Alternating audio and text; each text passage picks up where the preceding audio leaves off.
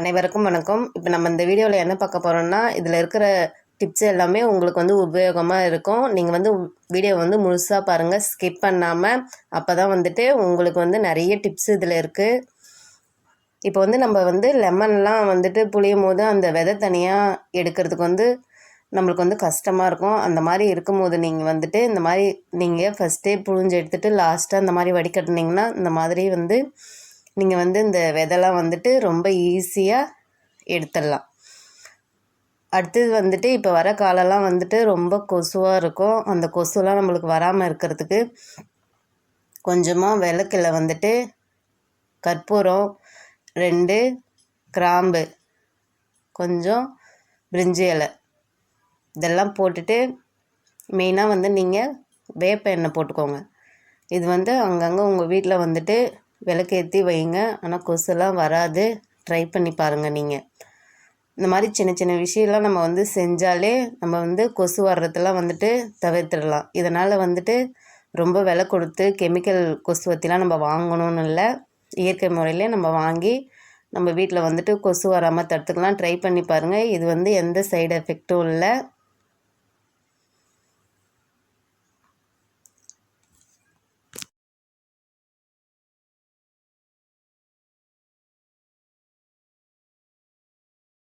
இப்போ வந்து நம்ம வந்து கறி குழம்பு அப்படி இல்லைன்னா ஏதாவது குருமா வைக்க போகிறோன்னா அதில் வந்து ஒரு 5-6 முந்திரி வந்து கொஞ்சமாக சோம்பு, கொஞ்சமாக தேங்காய் இதெல்லாம் நீங்கள் வந்து அரைச்சி கடைசியாக வந்து இறக்க போகிற நேரத்தில் நீங்கள் ஊற்றுனீங்கன்னா குழம்பு வந்து டேஸ்ட்டாக இருக்கும், திக்காக இருக்கும்.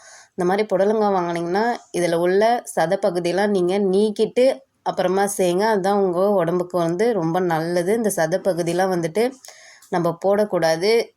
இது வந்து நீங்கள் அவாய்ட் பண்ணிவிடுங்க. அடுத்தது வந்துட்டு இந்த புடலங்காயிலே வந்துட்டு நீங்கள் கடைசியாக வந்துட்டு கொஞ்சமாக தேங்காய் போட்டு கடைசியாக இறக்க போகும்போது நீங்கள் சமைச்சிங்கன்னா புடலங்காய் பொரியல்லாம் நல்லா டேஸ்ட்டாக இருக்கும். சீக்கிரமும் காலி ஆகிடும். சாப்பிடாத குழந்தைங்க கூட புடலங்காயை விரும்பி விரும்பி சாப்பிடுவாங்க. நீங்கள் ஆனால் ட்ரை பண்ணி பாருங்கள். இந்த டிப்ஸ் எல்லாம் உங்களுக்கு வந்து ரொம்ப யூஸ்ஃபுல்லாக இருக்கும். அடுத்ததாக வந்துட்டு தேங்காய் வந்து ரொம்ப நாளைக்கு கெட்டு போகாமல் இருக்கிறதுக்கு என்ன பண்ணுறீங்கன்னா, ஒரு கிண்ணத்தில் அப்படியே நிறுத்தி வைக்காமல் நீங்கள் வந்துட்டு அதை வந்து கவுத்து வச்சு பாருங்கள். இது வந்துட்டு ஒரு 10 நாள் வரைக்கும் நீங்கள் வந்து இது வந்து நம்ம எப்படி வைக்கிறோமோ அப்படியே இருக்கும். ட்ரை பண்ணி பாருங்கள். அடுத்தது வந்து பொங்கல்லாம் செய்கிறீங்கன்னா நீங்கள் அப்படியே போட்டு செய்யாமல் இந்த மாதிரி பாசிப்பருப்பு, அரிசிலாம் நீங்கள் வறுத்துட்டு பொங்கல் செஞ்சிங்கன்னா வந்துட்டு பொங்கல் வந்துட்டு ரொம்ப டேஸ்ட்டாகவே இருக்கும். ட்ரை பண்ணி பாருங்கள். பொங்கல் சாப்பிடாதவங்க கூட சாப்பிடுவாங்க. அடுத்தது வந்து கத்திரிக்காயெலாம் நம்ம வாங்கும்போது அதை கட் பண்ணி ஒருத்தர் அப்படியே நீங்கள் வச்சு போடுவீங்க. அது கொஞ்சம் கருத்தா மாதிரி இருக்கும். அப்படி இல்லாமல் இருக்கிறதுக்கு நீங்கள் வந்து அந்த கத்திரிக்காயை கட் பண்ணிவிட்டு தண்ணியில் போட்டு நீங்கள் யூஸ் பண்ணி பாருங்கள். நல்லா கருக்காமல் இருக்கும். நம்ம பச்சை மிளகாலாம் வாங்கினோம்னா அப்படியே ஸ்டோர் பண்ணி ஃப்ரிட்ஜில் வச்சுருவோம். அப்படி இல்லாமல் அந்த பச்சை மிளகாவுடைய காம்பெல்லாம் எடுத்துட்டு நீங்கள் அப்புறமேட்டுக்கு ஒரு பிளாஸ்டிக் டப்பாவில் போட்டு ஃப்ரிட்ஜில் வச்சிங்கன்னா ஒரு 10 நாள் வரைக்கும் வந்து பச்சை மிளகா நம்ம எப்படி வைக்கிறோமோ அந்த மாதிரி வந்து ஃப்ரெஷ்ஷாகவே இருக்கும். ட்ரை பண்ணி பாருங்கள். இந்த மாதிரி சின்ன சின்ன டிப்ஸ் வேணுன்னா நீங்கள் வந்து வானயம் சேனலை சப்ஸ்கிரைப் பண்ணி வச்சுக்கோங்க. கருவேப்பிலை வாங்கினோம்னா நம்ம வந்துட்டு அப்படியே ஃப்ரிட்ஜில் வைப்போம். அப்படி இல்லாமல் பிளாஸ்டிக் பையில் வைக்கிறத விட இந்த மாதிரி நீங்கள் வந்துட்டு அதை உருவி ஒரு பிளாஸ்டிக் டப்பாவில் போட்டு நல்லா காற்று போகாமல் வச்சிட்டிங்கன்னா வந்துட்டு நம்ம வந்து பச்சை கலரில் எப்படி வைக்கிறோமோ அப்படியே வந்து 1 மாதம் வரைக்கும் இருக்கும். ஆனால் நீங்கள் ட்ரை பண்ணி பாருங்கள். இதில் காற்று போகாமல் நல்லா மூடி வச்சு பாருங்கள். இது வந்துட்டு உங்களுக்கு அப்பப்போ நீங்கள் வந்து காஞ்ச கருவேப்பிலை போடுறதுக்கு இது மாதிரி பச்சையாக யூஸ் பண்ணிக்கோங்க. இப்போ வந்துட்டு நம்ம தேங்காய் வாங்குறோன்னா அந்த தேங்காய் முதல்ல வந்துட்டு இந்த கண்ணு உள்ள பகுதியை வந்து யூஸ் பண்ணுங்கள். ஏன்னா இந்த கண்ணு உள்ள பகுதி தான் வந்து சீக்கிரமாக வந்துட்டு கெட்டு போயிடும். இது வந்து நீங்கள் உண்மையாகவே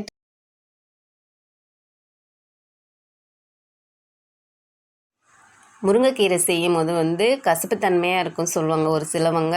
அது வந்து கசப்புத்தன்மையாக இல்லாமல் இருக்கிறதுக்கு நீங்கள் வந்து மூடி போட்டு எப்போவுமே சமைக்கக்கூடாது. நீங்கள் குக்கரில் சமைக்கிறீங்கன்னா ஃபஸ்ட்டு வந்துட்டு பருப்பை குக்கரில் வேக வச்சுட்டு அதுக்கப்புறம் நீங்கள் வந்து முருங்கைக்கீரையை போட்டு சமைங்க. முருங்கைக்கீரை வந்து கசப்புத்தன்மை இருக்காது, நல்லா டேஸ்ட்டாகவும் இருக்கும். எப்போவுமே மூடி போட்டு மட்டும் நம்ம வந்து கீரையை சமைக்கக்கூடாது. அடுத்தது வந்துட்டு இட்லி உப்புமா செய்கிறோன்னா மீந்து போன இட்லியை வந்துட்டு நம்ம வந்து கொஞ்சமாக தண்ணியில் போட்டு அதுக்கப்புறம் வந்துட்டு நீங்கள் வந்து பிசைஞ்சு உப்புமா செஞ்சிங்கன்னா உப்புமா வந்து உதிரி உதிரியாக நல்லா சாஃப்டாக இருக்கும், சாப்பிட்றதுக்கும் நல்லாயிருக்கும்.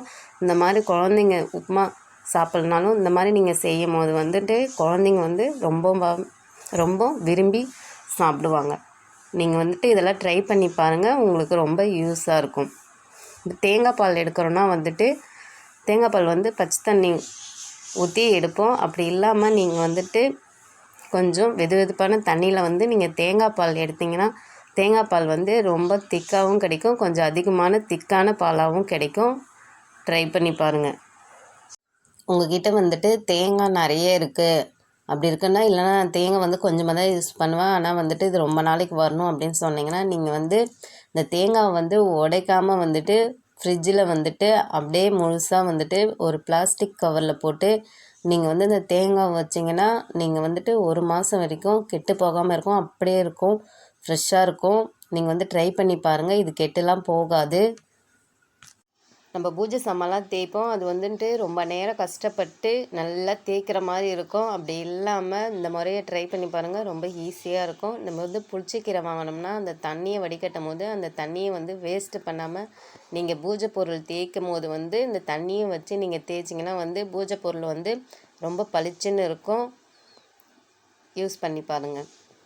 அடுத்து என்னென்னா, நம்ம வந்துட்டு மாவு வந்து ரொம்ப புளிச்சிடுச்சுன்னா அதில் வந்துட்டு வெங்காயம், கருவேப்பிலை, பச்சை மிளகா, கடலைப்பருப்பு இதெல்லாம் போட்டு நீங்கள் தாளித்து தோசை ஊற்றும் போது தோசை வந்து புளிப்பு தன்மையும் இருக்காது, தோசை வந்து சாப்பிட்றதுக்கும் நல்லாயிருக்கும். வீட்டில் வந்து கிச்சனில் வந்துட்டு கரப்பாம்பூச்சிலாம் அதிகமாக இருக்கும். அந்த இடம் மட்டும் இல்லாமல் சிங்க்குக்கு அடியில் இருந்தும் கரப்பாம்பூச்சி வரும். அந்த மாதிரி கரப்பாம்பூச்சி வராமல் இருக்கணும்னா கொஞ்சமாக தண்ணி எடுத்துகிட்டு கொஞ்சம் கிராம்பை வந்து பொடி பண்ணிவிட்டு கொஞ்சம் கல் உப்பு சேர்த்து நீங்கள் அங்கங்கே வந்துட்டு நைட்டில் படுக்க போகிறதுக்கு முன்னே எங்கெங்கே கரப்பாம்பூச்சி வருதோ கிச்சனு இந்த மாதிரி சிங்க்கு இது எல்லாமே வந்துட்டு தெளித்து விட்டுட்டு நீங்கள் வந்து படுத்திங்கன்னா கரப்பாம்பூச்சிலாம் வராது. நீங்கள் வந்து இது ஒரு நாள் செய்யாதீங்க, தொடர்ந்து ஒரு 10 நாளைக்கு செய்யுங்க, கரப்பாம்பூச்சி வராது. அடுத்தது வந்துட்டு நீங்கள் கொஞ்சம் கிச்சன் இந்த வந்து சிங்க்கு எல்லாம் கொஞ்சம் சுத்தமாக வச்சுருந்தாலும் கரப்பாம்பூச்சி வராது. நீங்கள் வந்து நைட்டு படுக்க போகிறதுக்கு முன்னாடியே வந்துட்டு சிங்க்கு இருக்கிற பாத்திரத்தெல்லாம் எல்லாம் கழுவிட்டு இந்த தண்ணியும் எடுத்து சிங்க்கில் ஊற்றிட்டு படுங்க. சிங்க்கு வழியாக தான் வந்துட்டு நிறைய வரும். இந்த மாதிரி நீங்கள் செய்யும் போது கரப்பாம்பூச்சி வராது. அடுத்தது வந்து இப்போ வந்து நம்ம பருப்பு வேக வைக்கும் இது வந்துட்டு பொரியலுக்கும் தேவையான காய்கறியை நம்ம வந்துட்டு இந்த பருப்பு கூடவே வேக வச்சுக்கலாம். இப்போ வந்து நம்ம பொரியலுக்கு என்ன காய் எடுத்துருக்கோமோ அதை வந்து ஒரு டிஃபன் பாக்ஸில் போட்டு நீங்கள் வந்து அதை நல்லா வந்து டிஃபன் பாக்ஸை மூடி போட்டு நல்லா மூடி வச்சுடுங்க.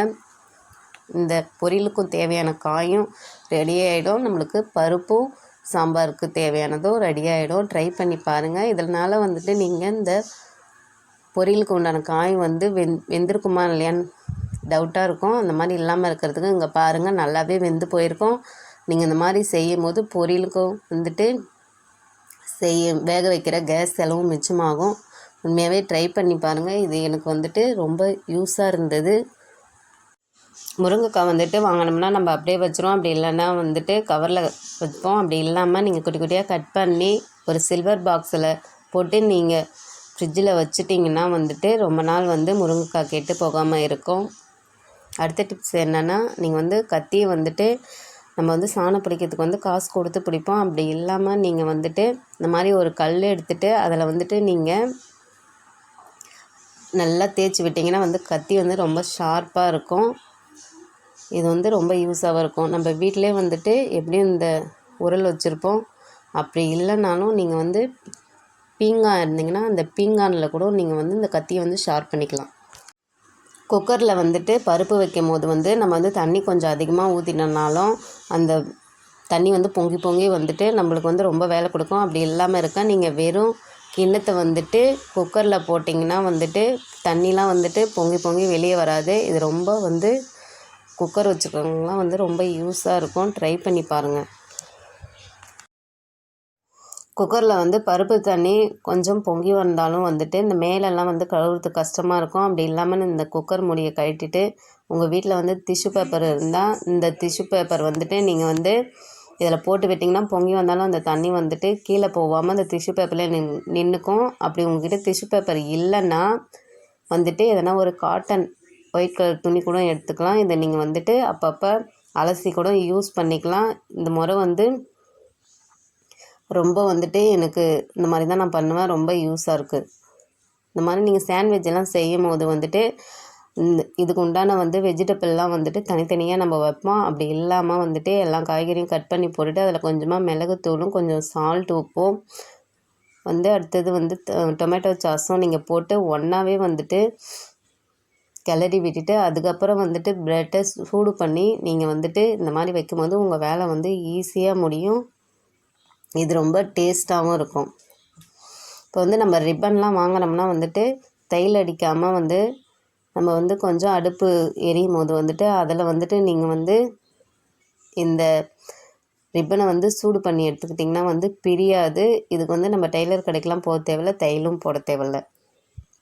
அடுத்த டிப்ஸ் என்னன்னு பார்த்தீங்கன்னா, நம்ம வந்து வெங்காயம் பூண்டு இந்த மாதிரி காய்கறி தோல்லாம் வந்து வேஸ்ட் பண்ணுவோம். அந்த மாதிரி வேஸ்ட்டு பண்ணாமல் இதை வந்து நல்லா ஊற வச்சு எடுங்க. ஊற வச்சு எடுத்துகிட்டு அந்த தண்ணியை வந்து நல்லா வடிகட்டிட்டு கொஞ்சம் தண்ணியை வந்து நான் எடுத்து வச்சுருக்கேன். இந்த மீதி தண்ணியை வந்துட்டு கொஞ்சமாக ஒரு பாட்டிலில் ஊற்றிட்டு நீங்கள் வந்துட்டு அங்கங்கே ஸ்ப்ரே பண்ணி விடுங்க. இந்த எறும்பு, பல்லி, கரப்பான்பூச்சி இந்த தொல்லைலாம் வந்து இருக்காது. நீங்கள் அங்கங்கே ஸ்ப்ரே பண்ணி விட்டுட்டு கொஞ்சமாக ஒரு டவல் எடுத்து தொடச்சி விட்டுருங்க. இப்போ வந்து நான் மீதி இருக்கிற தண்ணியை வந்து என்ன பண்ண போகிறேன்னா, உங்கள் வீட்டில் வந்துட்டு பூச்செடி இருந்ததுன்னா அந்த தண்ணியை வந்து அந்த பூச்செடியில் வந்துட்டு நீங்கள் ஊற்றுனீங்கன்னா பூ பூக்கிற செடியாக இருந்தால் வந்துட்டு நல்லா பூ பூக்கும். இந்த மாதிரி காய் காய்க்கிற செடியும் வந்து நல்லா காய் காய்க்கும். நம்ம வந்து அப்பப்போ வேஸ்ட்டாக போடுற வந்து கழிவுகளை தான் வந்துட்டு நம்ம வந்து யூஸ்ஃபுல்லாக மாற்றி இது வந்து நம்ம வந்து பயனுள்ளதாக ஆக்கிக்கலாம். இப்போ லெமன் இருக்குன்னா லெமன் வந்துட்டு கெட்டு போகாமல் இருக்கிறதுக்கு கொஞ்சமாக தேங்காய் எண்ணெய் எடுத்து அந்த லெமன் மீது வந்து தடவி விட்டிங்கன்னா லெமன் வந்து கூடிய சீக்கிரம் கெட்டு போகாது, நல்லா ஃப்ரெஷ்ஷாகவே இருக்கும்.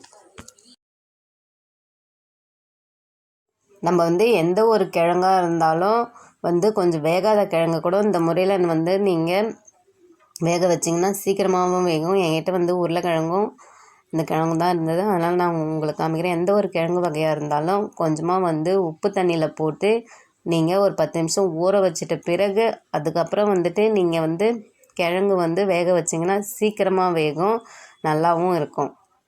இது வந்து நீங்கள் பிரியாணி செய்ய போகிறீங்கன்னா உங்கள்கிட்ட வந்து நெய் இல்லாத பட்சத்தில் கொஞ்சமாக தேங்காய் எண்ணெய் ஊற்றி பிரியாணி செஞ்சிங்கன்னா வந்துட்டு பிரியாணி வந்து நல்லா டேஸ்ட்டாகவும் இருக்கும்.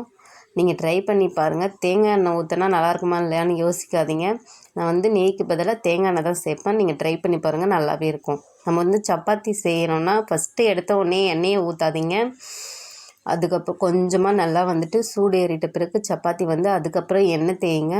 சப்பாத்தி வந்து நல்லா மிருதுவாக இருக்கும். ட்ரை பண்ணி டிப்ஸ் எல்லாம் வந்துட்டு உங்களுக்கு ரொம்ப யூஸாக இருக்கும்னு நினைக்கிறேன். இந்த மாதிரி டிப்ஸ் எல்லாம் வேணும்னா நீங்கள் வந்து வானகம் சேனலை சப்ஸ்கிரைப் பண்ணி வச்சுக்கோங்க. இந்த மாதிரி வீடியோலாம் வந்துட்டு உங்களுக்கு நான் அடுத்தடுத்து போடுறதுக்கு எனக்கு ஒரு மோட்டிவேஷனாக இருக்கும். நன்றி, வணக்கம், தேங்க்யூ.